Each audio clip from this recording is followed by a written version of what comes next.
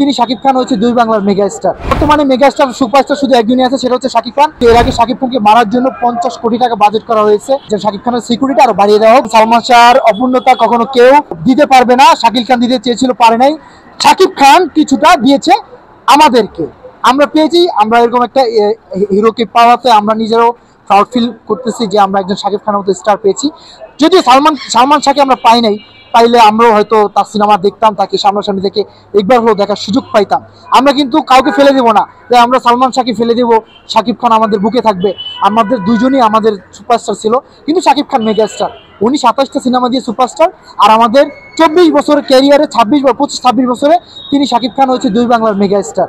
তো আমরা চাইবো যে সুস্থ এবং সুন্দরভাবে বিচারটা হোক, এবং সুন্দরভাবে যারা এর সাথে জড়িত তাদেরকে ফাঁসি দেওয়া হোক। বর্তমানে মেগাস্টার সুপারস্টার শুধু একজনই আছে, সেটা হচ্ছে শাকিব খান। সেছাড়া কোনো আর মেগাস্টার সুপারস্টার নাই। আমি একবারে পার্সোনালভাবে বলবো যে বাংলাদেশ মন্ত্রণালয়ের কাছে এবং বাংলাদেশ যারা এখন পরিচালনা করছেন, ডক্টর ইউনূস মোহাম্মদ এবং যারা আছেন, বুঝুনই তো, যারা বাংলাদেশটা এখন চালাচ্ছেন, তাদের কাছে একটা আমার বিনীত অনুরোধ থাকবে যে এর আগে শাকিব খানকে মারার জন্য 50 কোটি টাকা বাজেট করা হয়েছে, এবং পিস্তলও নাকি করা হয়েছিল, এটা শাকিব খানের নিজের মুখে।